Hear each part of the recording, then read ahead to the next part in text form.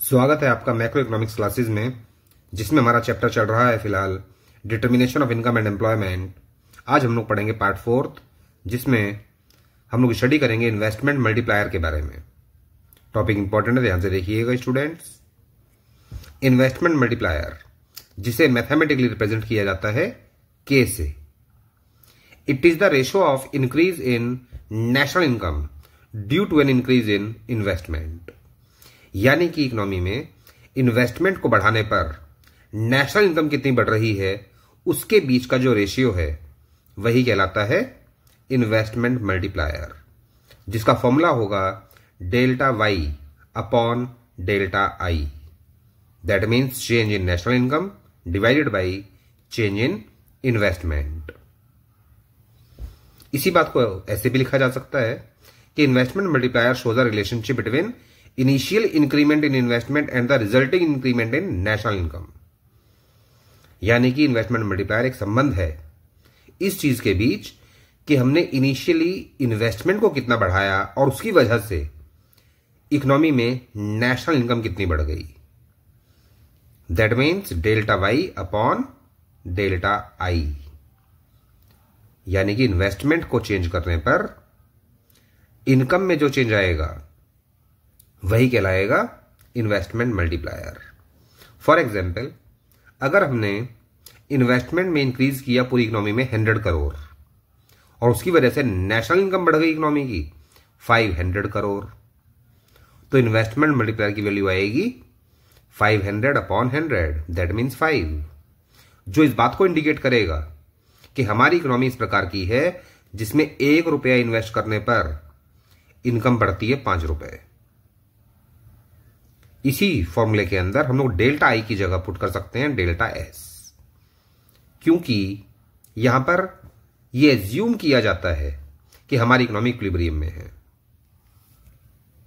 और अगर economy equilibrium level में है तो एग्रीगेट डिमांड बराबर होगी एग्रीगेट सप्लाई के और इन्वेस्टमेंट इक्वल होगी सेविंग के।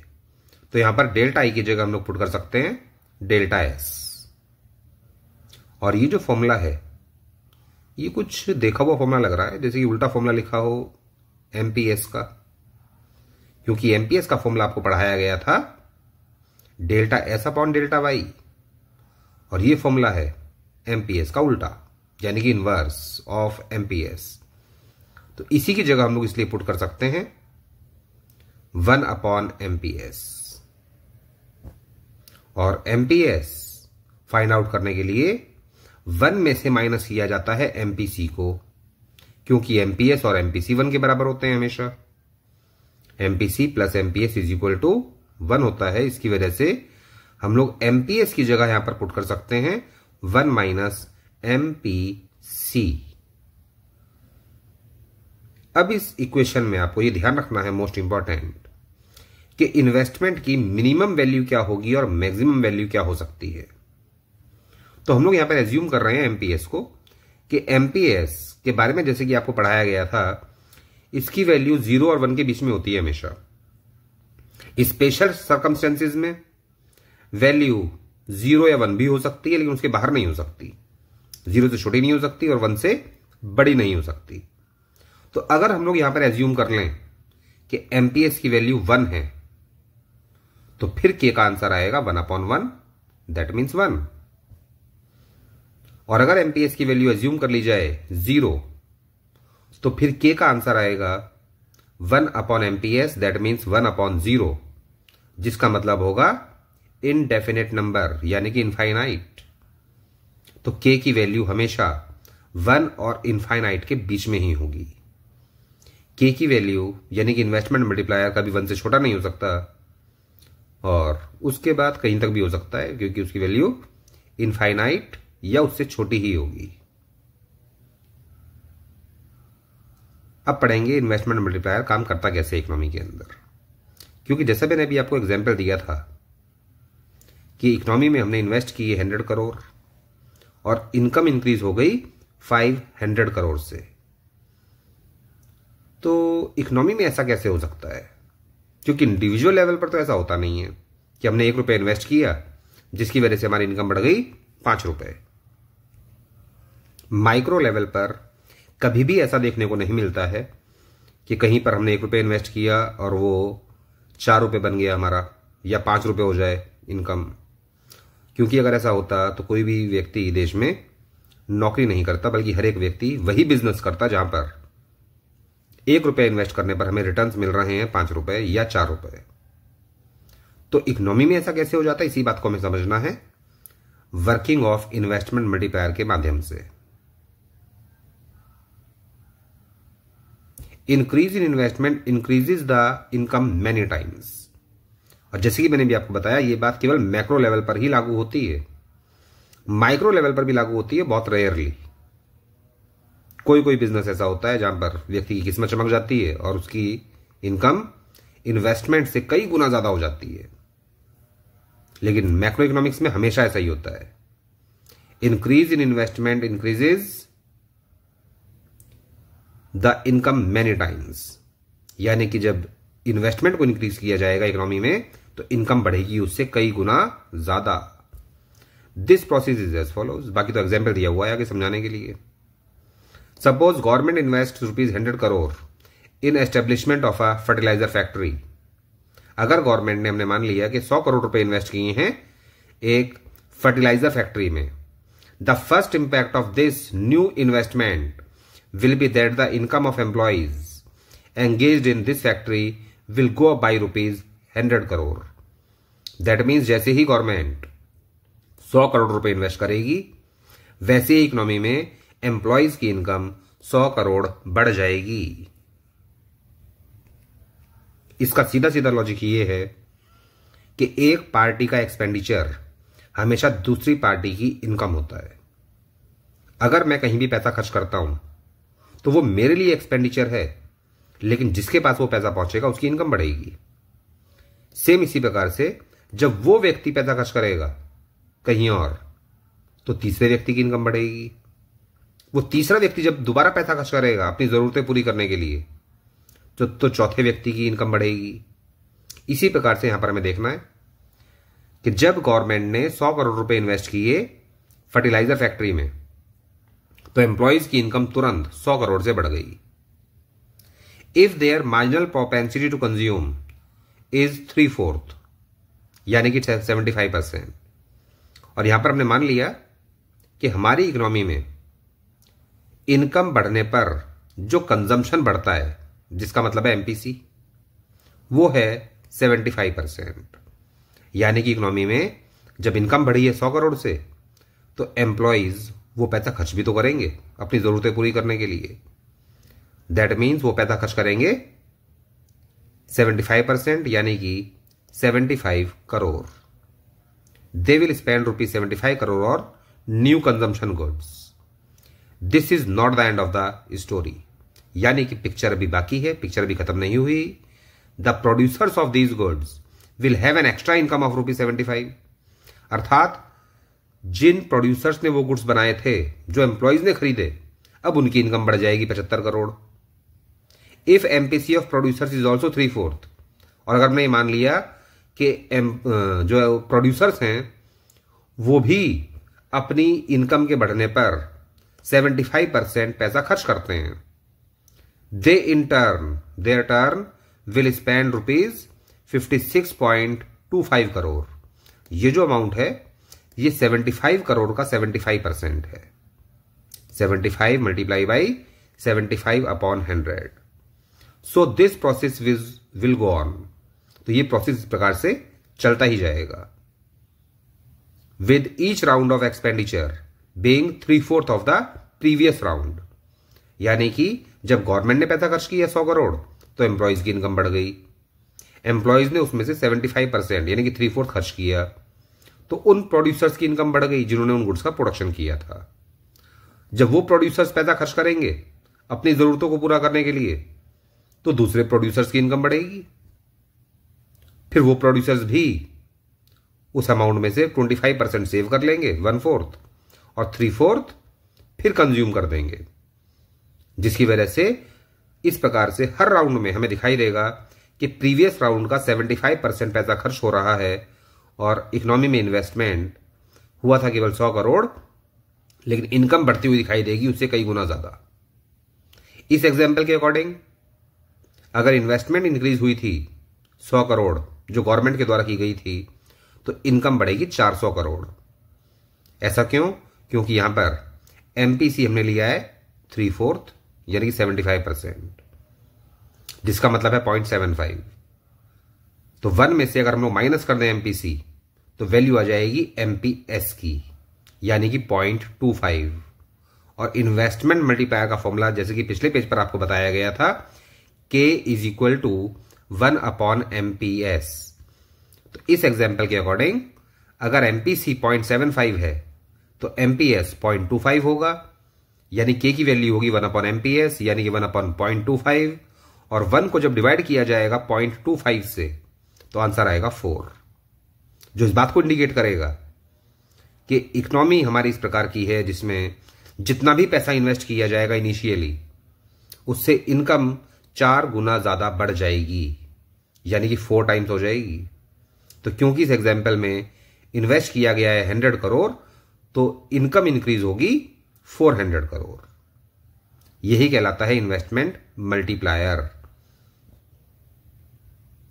इसके न्यूमेरिकल्स हम लोग बाद में करेंगे। फिलहाल टॉपिक स्टार्ट हो रहा है इनवॉलेंट्री अनएम्प्लॉयमेंट। इनवॉलेंट्री का मतलब है बिना इच्छा के आदमी बेरोजगार होगा, यानी कि वो काम करना चाहेगा करंट वेज रेट पर, लेकिन उसे काम मिलेगा नहीं। It is a situation in which all able persons who are willing to work at the prevailing wage rate can not get work. ये वो सिचुएशन है जिसमें एबल पर्सन्स यानी जिन लोगों में काम करने की क्षमता है और वो काम करने की इच्छा भी रखते हैं, लेकिन प्रिवेलिंग वेज रेट पर उन्हें काम मिलता नहीं है। Such people are physically and mentally fit for work. ये वो लोग हैं जो हर प्रकार से फिट हैं काम करने के लिए और काम करना चाहते भी हैं, and also willing to work at the prevailing wage rate, लेकिन उन्हें काम मिलता नहीं है। उन्हें अपनी बिना इच्छा के बेरोजगार बैठना पड़ता है। और वॉलंटरी अनएम्प्लॉयमेंट का मतलब है कि व्यक्ति अपनी इच्छा से बेरोजगार होता है, यानी कि करंट वेज रेट पर उसे काम मिल रहा होता है, लेकिन फिर भी वो काम करना नहीं चाहता, क्योंकि उसकी इच्छा होती है कि मुझे इससे ज्यादा पैसा कमाना है, मैं कम सैलरी की जॉब पर काम नहीं करूंगा। It refers to those persons who are not willing to do work although suitable work is available for them. अर्थात ये वो सिचुएशन है जिसमें एबल पर्सन्स काम करने की इच्छा नहीं रखते हैं, बल्कि उनके लिए काम अवेलेबल है। नेक्स्ट,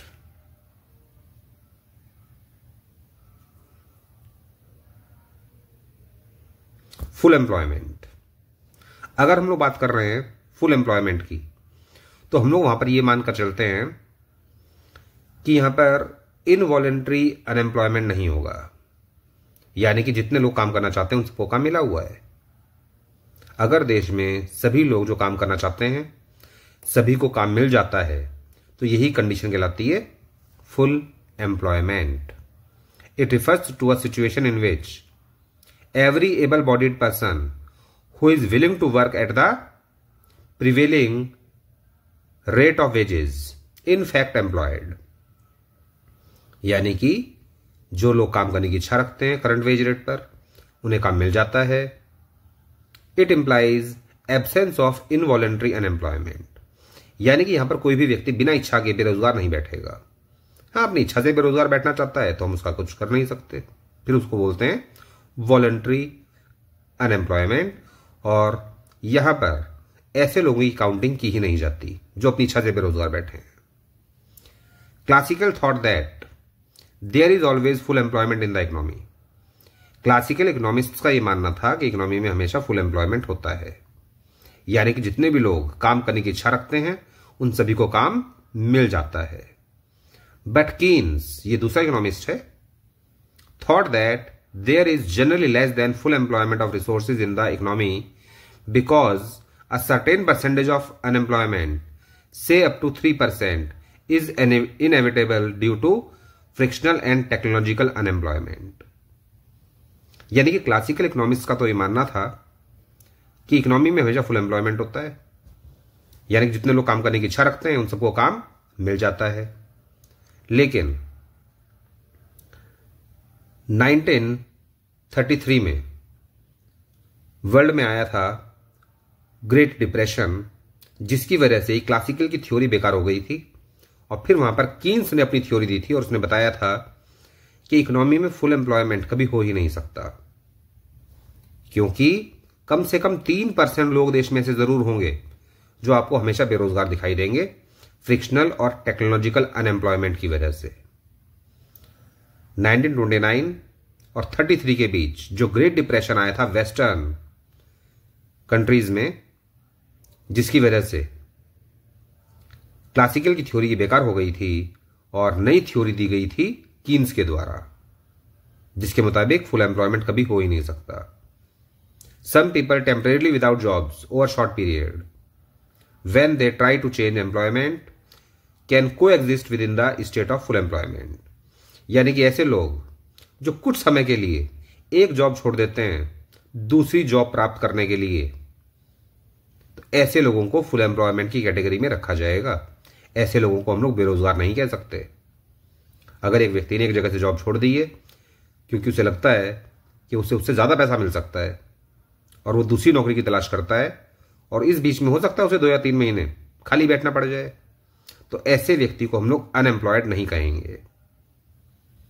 3% बेरोजगारी होती है केवल किसी वजह से, फ्रिक्शनल और टेक्नोलॉजिकल अनएम्प्लॉयमेंट की वजह से, और ये कम से कम है।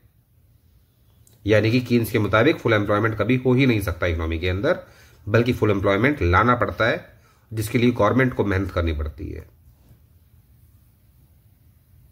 ये काम कैसे होता है वो आगे पढ़ेंगे डिटेल में। नेक्स्ट टॉपिक है under employment equilibrium. Under employment equilibrium means equality between aggregate demand and aggregate supply but at the less than the full employment. यानी कि अगर एग्रीगेट डिमांड एग्रीगेट सप्लाई के बराबर तो हो रही है, लेकिन ये फुल एम्प्लॉयमेंट के पॉइंट पर नहीं हो रही, बल्कि उसके थोड़ा नीचे हमें दिखाई दे रहा है। यानी कि जहां पर इक्विलिब्रियम होना चाहिए उसके थोड़ा नीचे हमें दिखाई दे रहा है कि एग्रीगेट डिमांड एग्रीगेट सप्लाई के बराबर है, तो वही कहलाता है under employment equilibrium. It is a state of equilibrium where level of demand is less than full employment level of output. यानी कि यहां पर जो एग्रीगेट डिमांड होगी वो फुल एम्प्लॉयमेंट से थोड़ा नीचे होगी। इन अदर वर्ड्स, दूसरे शब्दों में इस बात को ऐसे कहा जा सकता है कि in producing the output economies all resources are not fully employed. यानी कि देश में प्रोडक्शन करने के लिए हमारे जितने रिसोर्सेज एम्प्लॉयड होने चाहिए वो सभी एम्प्लॉयड नहीं है, अर्थात रिसोर्सेज कुछ अनएम्प्लॉयड भी हैं देश के अंदर। That is some resources are under employed. Under employed का मतलब कि अगर किसी व्यक्ति में काम करने की क्षमता है और इनकम कमाने की क्षमता है 50,000, लेकिन मजबूरी में वो छोटी नौकरी कर रहा है, यानी कि वो 50,000 की जॉब उसे नहीं मिल पा रही तो उसने 20,000 की जॉब कर ली, तो यही कहलाएगा under employment. When level of demand is less than full employment level of output, it is called deficient demand.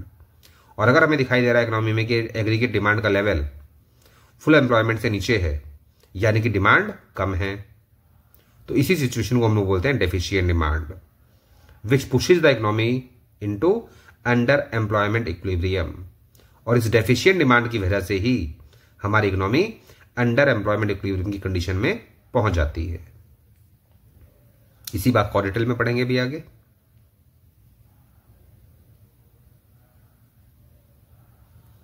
पहले पढ़ेंगे एक्सेस डिमांड के बारे में, फिर पढ़ेंगे डेफिशिएंट डिमांड के बारे में। एक्सेस डिमांड में उल्टा होगा। दैट मीन्स एग्रीगेट डिमांड का लेवल हमें ज्यादा दिखाई देगा इकोनॉमी के अंदर, जहां पर एग्रीगेट डिमांड एग्रीगेट सप्लाई के इक्वल होता है, और हमें दिखाई देता है कि वहां पर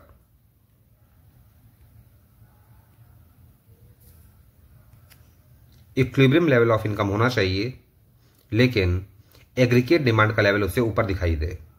जैसे कि डायग्राम में ध्यान दीजिएगा पहले, उसके बाद थ्योरी पढ़िएगा। ये येलो कलर की लाइन शो कर रही है एग्रीगेट सप्लाई को, यानी कि 45 डिग्री लाइन है ये, और ब्लू कलर की लाइन शो कर रही है एग्रीगेट डिमांड को, दैट मीन C+I। तो जहां पर हो रहा है इंटरसेक्शन इसे बोलते हैं इक्विलिब्रियम। और अगर एग्रीगेट डिमांड का लेवल इससे ऊपर हो जाता है तो यही कहलाएगी एक्सेस डिमांड। यानी कि डिमांड होनी चाहिए ब्लू लाइन पर, लेकिन डिमांड हमें दिखाई दे रही है रेड लाइन पर। यही बात यहां थ्योरी में बताई गई है। When in an economy demand is for a level of output that is more than full employment level of output, the demand is said to be an excess demand. जिसका सीधा सीधा मतलब यही है कि एग्रीगेट डिमांड का level full employment level से ज्यादा है, तो ऐसी ही डिमांड को कहा जाता है excess demand. Excess demand refers to the excess of aggregate demand over the available output at full employment. यानी कि आउटपुट जहां पर हमारा है इकोनॉमी का फुल एम्प्लॉयमेंट के हिसाब से डिमांड उससे ज्यादा हो रही है, जिसकी वजह से हमें देखने को मिलती है इकोनॉमी में महंगाई। महंगाई कितनी होगी इकोनॉमी में, यानी कि इन्फ्लेशन कितना होगा, यह डिपेंड इसी बात पर करता है कि एग्रीगेट डिमांड और न्यू एग्रीगेट डिमांड के बीच गैप कितना है, और यही गैप कहलाता है इन्फ्लेशनरी गैप। इन्फ्लेशन का मतलब होता है लगातार प्राइसेस का इंक्रीज होना, जिसे हम लोग आम भाषा में बोल देते हैं महंगाई। Inflationary gap, it is the gap showing excess of actual aggregate demand over level of full employment। यानी कि ये जो पॉइंट है ई, इसे बोलते हैं लेवल ऑफ फुल एम्प्लॉयमेंट, ये इक्विलिब्रियम लेवल था, और ये जो एग्रीगेट डिमांड है, तो इन दोनों के बीच ये जो गैप आएगा यही गैप कहलाएगा inflationary gap. Inflation here refers to continuous rise in price, और यहां पर इन्फ्लेशन शो करेगा लगातार कीमतों का बढ़ना due to increase in demand. और कीमतें लगातार इतनी बढ़ेंगी क्योंकि इकोनॉमी में डिमांड बढ़ रही है। जब इकोनॉमी में डिमांड ज्यादा हो जाती है तो प्रोड्यूसर्स इस चीज का फायदा उठाते हुए कीमतों को बढ़ाना शुरू कर देते हैं, क्योंकि वो एम्प्लॉयमेंट को बढ़ा नहीं सकते, आउटपुट को बढ़ा नहीं सकते। क्योंकि यहां पर हमने मान लिया था कि इकोनॉमी में फुल एम्प्लॉयमेंट पहले से है। At point E aggregate demand aggregate supply की इक्वल होना चाहिए। यह है output at full employment equilibrium. तो आउटपुट तो बढ़ाया नहीं जा सकता, और क्योंकि डिमांड इकोनॉमी में ज्यादा है तो प्रोड्यूसर्स क्या करेंगे, प्राइसेस को लगातार बढ़ाना शुरू कर देंगे, जिसकी वजह से इकोनॉमी में आ जाती है महंगाई। The main reason for excess demand and inflation are apparently the increase in 4 components of aggregate demand. जो चैप्टर की स्टार्टिंग में आपको पढ़ाए गए थे, 4 कंपोनेंट्स होते हैं एग्रीगेट डिमांड के, जिसमें हाउस होल्ड की डिमांड होती है, गवर्नमेंट की डिमांड होती है, फर्म्स की डिमांड होती है, और फॉरेनर्स की डिमांड होती है, जिसे हम लोग बोलते हैं private final consumption expenditure, government final consumption expenditure, gross domestic capital formation और नेट एक्सपोर्ट। यानी कि ये चारों ही सेक्शंस इकोनॉमी में ज्यादा डिमांड कर रहे हैं, और जब डिमांड ज्यादा होगी हर एक सेक्शन की, तो फिर टोटल डिमांड हमें दिखाई देगी इकोनॉमी की बढ़ती हुई। इसी को बोलते हैं एग्रीगेट डिमांड का एक्सेस हो जाना।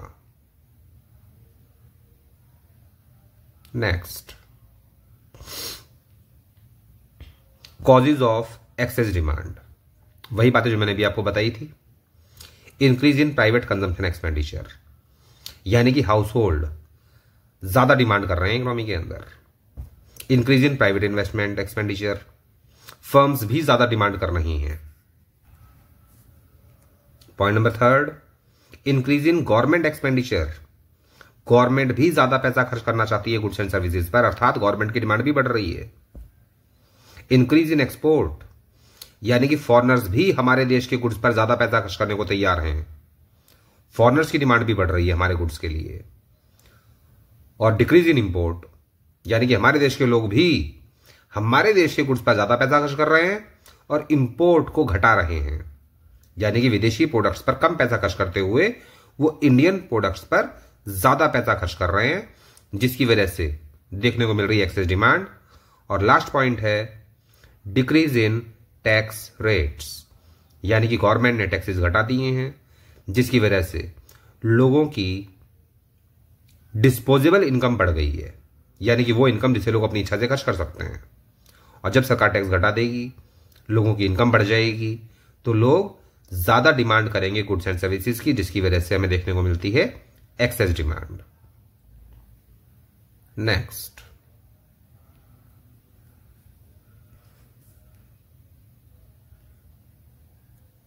Consequences of access demand. Excess demand का परिणाम क्या निकलेगा? नंबर 1, जो आपको बताया गया था स्टार्टिंग में अभी थोड़ी देर पहले, inflation in the economy. Aggregate demand के ज्यादा होने पर इकोनॉमी में महंगाई होनी शुरू हो जाएगी, यानी कि लगातार कीमतें बढ़नी शुरू हो जाएंगी। स्टैटिक जीडीपी, जीडीपी बढ़ नहीं पाएगा, अर्थात प्रोडक्शन उतना का उतना ही रहेगा, क्योंकि हमने एज्यूम कर लिया था कि जहां पर एग्रीगेट डिमांड एग्रीगेट सप्लाई की इक्वल थी, इक्विलिब्रियम था, वहां पर फुल एम्प्लॉयमेंट भी था इकोनॉमी में। और जब फुल एम्प्लॉयमेंट पहले से ही है, तो और लोगों को काम पर लगाकर प्रोडक्शन को नहीं बढ़ाया जा सकता, यानी कि जीडीपी स्थिर हो जाएगी। Number 3, excess demand and wage price spiral, जिसका मतलब यह हुआ कि एक्सेस डिमांड के होने पर लोगों की जरूरतें पूरी नहीं होंगी, और जो मजदूर हैं वो अपनी मजदूरी बढ़वाएंगे अपने एम्प्लॉयर्स से। जब मजदूरी बढ़ेगी तो उनकी इनकम बढ़ेगी, और इनकम बढ़ने पर वो और ज्यादा डिमांड करेंगे, जिसकी वजह से फिर महंगाई आ जाएगी, और फिर वो अपनी मजदूरी बढ़वाएंगे। मजदूरी बढ़ेगी तो फिर इनकम बढ़ेगी, और इनकम बढ़ने पर फिर और ज्यादा महंगाई आ जाएगी, क्योंकि डिमांड बढ़ेगी। तो ये तो चलता रहेगा इस तरीके से ही। ये एक प्रकार का स्पाइरल है कि एक्सेस डिमांड होने पर वेज और प्राइसेस बढ़ती हैं, और वेज और प्राइसेस के बढ़ने पर डिमांड एक्सेस हो जाती है। दैट मीन्स अब ये बढ़ती हुई कीमतें रुकेंगी नहीं, डिमांड भी लगातार बढ़ती जाएगी, प्राइसेस भी लगातार बढ़ती जाएंगी, और वेजेस भी लोगों की लगातार हमें बढ़ती हुई दिखाई देंगी, जिसे बोलते हैं wage price spiral. Point number 4, loss of profit. यहां पर बिजनेसमैन को प्रॉफिट का लॉस होगा, क्योंकि मार्केट में डिमांड ज्यादा है गुड्स की, लेकिन वो अपना प्रोडक्शन बढ़ा नहीं पा रहा है, क्योंकि एम्प्लॉयमेंट पहले से ही फुल है इकोनॉमी के अंदर। ऐसा हमने एज्यूम कर लिया था कि अगर पहले से ही इकोनॉमी के अंदर फुल एम्प्लॉयमेंट है तो जीडीपी को बढ़ाया नहीं जा सकता, अर्थात प्रोडक्शन बढ़ नहीं सकता, जिसकी वजह से प्रोड्यूसर को लॉस होगा। अर्थात जो माल बेचकर वो प्रॉफिट कमा सकता था, लेकिन फिलहाल कमा ही नहीं पाएगा, क्योंकि वो प्रोडक्शन नहीं बढ़ा पा रहा है। Impact of excess demand. Point number 1, inflation creates inequalities of distribution of wealth, यानी कि एक्सेस डिमांड का असर क्या पड़ेगा हमारी अर्थव्यवस्था पर। एक्सेस डिमांड की वजह से हमें दिखाई देगा कि अमीर आदमी देश में और अमीर होता जा रहा है, और गरीब आदमी और गरीब होता जा रहा है। जब देश में महंगाई आती है तो हमेशा ऐसा ही होता है, हमें देखने को मिलता है inequal distribution of income and wealth.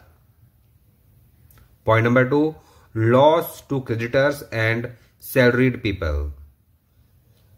यहां पर क्रेडिटर्स का लॉस इसलिए होगा क्योंकि क्रेडिटर्स का यहां पर पैसा डूबना शुरू हो जाएगा, और सैलरीड पीपल का लॉस इसलिए होगा क्योंकि उनकी सैलरी तो उतनी की उतनी ही रहेगी जितनी है, लेकिन कीमतें बढ़नी शुरू हो गई हैं, जिसकी वजह से उनकी परचेजिंग पावर कम हो जाएगी।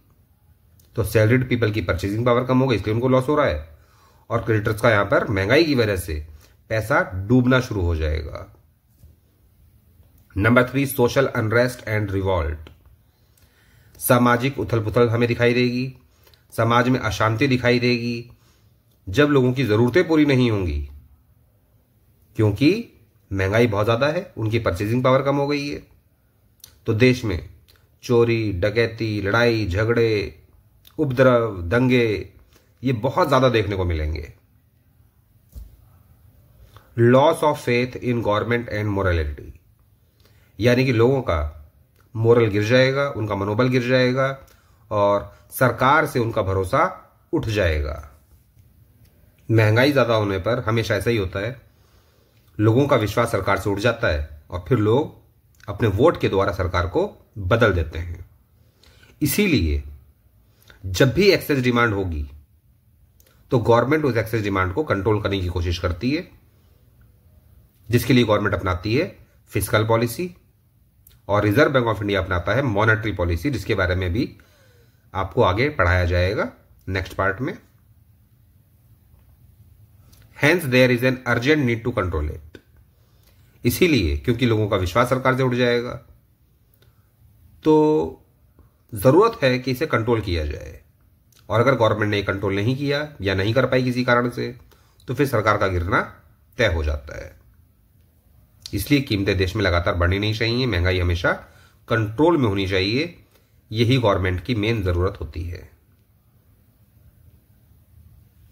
फिर पढ़ते हैं डेफिशिएंट डिमांड के बारे में, जो जस्ट उल्टा है एक्सेस डिमांड का। When in an economy aggregate demand is for a level of output that is less than the full employment level of output, it is said to be deficient demand। यानी economy में अगर full employment level से नीचे है aggregate demand का level, तो वही कहलाता है डेफिशिएंट डिमांड, यानी कि इकोनॉमी में डिमांड की कमी है। It is a situation of involuntary unemployment. और क्योंकि जब डिमांड कम होगी इकोनॉमी में, तो प्रोड्यूसर्स प्रोडक्शन कम करना शुरू करेंगे, जिसकी वजह से वो लोगों को काम से निकालेंगे। और यहां पर हमें दिखाई देगा इनवॉलंटरी अनएम्प्लॉयमेंट, यानी कि बिना इच्छा के अब यहां पर लोग बेरोजगार हो जाएंगे। उनकी इच्छा होगी काम करने की, पर उन्हें काम नहीं मिलेगा नहीं, क्योंकि प्रोड्यूसर्स यहां पर प्रोडक्शन घटाएंगे क्योंकि डिमांड घटी हुई है। Deficient demand leads to fall in prices, क्योंकि मार्केट में डिमांड नहीं है, माल बिक नहीं रहा, तो प्रोड्यूसर्स कोशिश करेंगे कीमतों को कम करने की, ये सोच करके कि हो सकता है कम कीमत पे माल बिक जाए। तो यहां पर मार्केट में मंदी आएगी, यानी कि deflation, which in turn leads to fall in output and employment. और इसी वजह से हमें दिखाई देगा कि इकोनॉमी में लगातार प्राइसेस घटने शुरू हो गए, आउटपुट भी कम होना शुरू हो गया, और एम्प्लॉयमेंट भी कम होना शुरू हो गया, यानी कि बेरोजगारी आ गई है। इसी बात को समझिए अब डायग्राम के साथ। सबसे पहले डायग्राम में शो करते हैं X axis, Y axis origin, नीचे दिखाएंगे नेशनल इनकम, वाई एक्सिस पर दिखाएंगे टोटल एक्सपेंडिचर यानी कि aggregate demand. Yellow line show कर रही है 45 डिग्री लाइन, यानी कि C+S, और ब्लू लाइन शो कर रही है एग्रीगेट डिमांड को। जहां पर इंटरसेक्शन हुआ वो कहलाएगा full employment equilibrium, output at full employment equilibrium, यानी कि यहां पर जो प्रोडक्शन हो रहा है इकोनॉमी में वो फुल एम्प्लॉयमेंट पर हो रहा है। और यहां पर हमें डिमांड दिखाई देगी इस पॉइंट से नीचे। ये रेड कलर की लाइन जो शो कर रही है ये है एक्चुअल एग्रीगेट डिमांड, या कह सकते हो न्यू एग्रीगेट डिमांड, यानी कि इकोनॉमी में डिमांड का लेवल कम है, जिसकी वजह से इकोनॉमी के अंदर मंदी आती है, यानी कि प्राइसेस का लेवल लगातार कम होना शुरू हो जाता है, जिसकी वजह से प्रोड्यूसर्स अपना आउटपुट घटाते हैं और साथ में एम्प्लॉयमेंट भी घटना शुरू हो जाता है। यानी कि इकोनॉमी में किस हद तक ये कीमतें घटेंगी ये डिपेंड करेगा इस बात पर कि इन दोनों में गैप कितना है। That means output at full employment equilibrium के बीच और न्यू एग्रीगेट डिमांड के बीच जो हमें गैप दिखाई देगा, यही गैप शो करता है डिफ्लेशनरी गैप, क्योंकि इस गैप की वजह से इकोनॉमी में मंदी आती है। दैट मीन्स प्राइसेस का लेवल डाउन होना शुरू हो जाता है, साथ में आउटपुट भी घटना शुरू हो जाएगा और एम्प्लॉयमेंट भी घटेगा। Deflationary gap, when aggregate demand is less than the level of output at full employment, then the deficiency or gap is called deflationary gap। यानी कि जिस पॉइंट पर हमें दिखाई दे फुल एम्प्लॉयमेंट जो शो कर रहा है यहां पर पॉइंट E, और एग्रीगेट डिमांड का लेवल दिखाई दे इसके नीचे, तो इन दोनों के बीच जो गैप होगा वही गैप कहलाएगा deflationary gap. In other words, इसी बात को दूसरे शब्दों में ऐसे कहा जा सकता है कि when aggregate demand falls short of full employment level of output, यानी कि एग्रीगेट डिमांड का लेवल कम रह गया फुल एम्प्लॉयमेंट लेवल से। The shortfall is called deflationary gap. तो यही जो शॉर्टफॉल होगा अर्थात जितना ये कम रह जाएगा वही डिफ्लेशनरी गैप कहलाता है, क्योंकि इसकी वजह से इकोनॉमी के अंदर मंदी आती है अर्थात प्राइसेस का लेवल घटना शुरू हो जाता है। इसके कारण क्या है? इसके जस्ट उल्टे कारण हैं जो हमने भी पढ़े थे एक्सेस डिमांड में। Reduction in private consumption expenditure, यानी कि हाउस होल्ड कम पैसा खर्च कर रहे हैं गुड्स एंड सर्विसेज पर। Reduction in private investment expenditure, firms के द्वारा भी एक्सपेंडिचर कम हो रहा है। Reduction in government expenditure, government भी गुड्स एंड सर्विसेज पर कम पैसा खर्च कर रही है। डिक्लाइन इन एक्सपोर्ट्स, फॉरेनर्स भी हमारे प्रोडक्ट पर कम पैसा खर्च कर रहे हैं। दैट मीन्स हमारा एक्सपोर्ट कम हो रहा है। नंबर 5, राइज इन इंपोर्ट्स, हमारे देश के जो लोग हैं वो फॉरेन के प्रोडक्ट्स पर ज्यादा पैसा खर्च कर रहे हैं अर्थात इंपोर्ट वो ज्यादा कर रहे हैं और हमारे देश के गुड्स पर कम पैसा खर्च कर रहे हैं। और number 6, increase in tax rates, यानी कि गवर्नमेंट ने टैक्सेस बढ़ा दिए हैं जिसकी वजह से लोग अब कम पैसा खर्च कर पा रहे हैं गुड्स एंड सर्विसेज पर, क्योंकि उनकी डिस्पोजेबल इनकम कम हो गई है जिसकी वजह से वो डिमांड कम कर रहे हैं। जब इनकम कम हो जाती है इंसान की तो उसकी डिमांड पर भी असर पड़ता है। Next, impact of deficient demand, इसका हमारी अर्थव्यवस्था पर क्या असर पड़ेगा? Number 1, depression marked by over production, यानी कि इकोनॉमी में ओवर प्रोडक्शन होने की वजह से डिप्रेशन आ गया है अर्थात मंदी आ गई है। मंदी का मतलब जितना प्रोडक्शन किया है प्रोड्यूसर्स ने उतना माल उनका बिक नहीं रहा मार्केट में, या फिर कह सकते हो कि मार्केट में ग्राहक की कमी है अर्थात डिमांड कम है इकोनॉमी के अंदर। इसी वजह से राइज इन अनएम्प्लॉयमेंट, बेरोजगारी ज्यादा आएगी देश में, क्योंकि जब दिखाई देगा प्रोड्यूसर्स को कि माल बन तो चुका है लेकिन वो बिक नहीं रहा तो वो और प्रोडक्शन करना नहीं चाहेंगे और लोगों को काम से निकालेंगे। Fall in prices and income, कीमतों को घटाएंगे ये सोचकर कि शायद कम कीमत पर आइटम बिक जाए मार्केट में, लेकिन मार्केट में तो ग्राहक है ही नहीं, तो इसकी वजह से वो एम्प्लॉयमेंट भी घटाएंगे। यहां पर प्राइसेस भी लगातार हमें घटते हुए दिखाई देंगे और लोगों की इनकम भी घटती हुई दिखाई देगी। आइडलनेस ऑफ रिसोर्सेज, यानी कि जितने भी रिसोर्सेज हैं, फिजिकल असेट्स हैं प्रोड्यूसर्स के पास, वो बेकार हो जाएंगे। मशीनें खाली रहेंगी, एम्प्लॉयज खाली रहेंगे, उनके पास काम नहीं होगा, जिसका परिणाम क्या निकलेगा? Consequences of deficient aggregate demand. Number 1, unemployment equilibrium, यानी कि यहां पर एग्रीगेट डिमांड एग्रीगेट सप्लाई के बराबर तो दिखाई देगी हमें, लेकिन वहां पर बेरोजगारी भी बहुत ज्यादा दिखाई देगी कि जिस जगह एग्रीगेट डिमांड एग्रीगेट सप्लाई के बराबर है वहां पर देश में बेरोजगारी है, जिसे बोलते हैं unemployment equilibrium. Number 2, deflation in economy, कीमतों का लगातार घटना हमें दिखाई देगा मंदी की वजह से। हर एक प्रोड्यूसर प्राइसेस को कम करने की कोशिश करेगा ताकि डिमांड बढ़ जाए, उसके बाद भी डिमांड नहीं बढ़ेगी। पॉइंट नंबर 3, अनडिजायर्ड स्टॉक्स, गोदाम लगातार भरे हुए दिखाई देंगे प्रोड्यूसर्स को अपने, उन्होंने माल बनाया होगा ये सोच करके बिक जाएगा लेकिन वो माल बिकेगा ही नहीं, यानी कि अनसोल्ड गुड्स का स्टॉक ज्यादा होगा उनके पास। And number 4, loss of profit, इसी वजह से प्रॉफिट का भी घाटा होगा क्योंकि जो माल बनाया था बेचने के लिए वो बिक नहीं रहा, जिसकी वजह से प्रॉफिट कम हो जाएगा बिजनेसमैन का।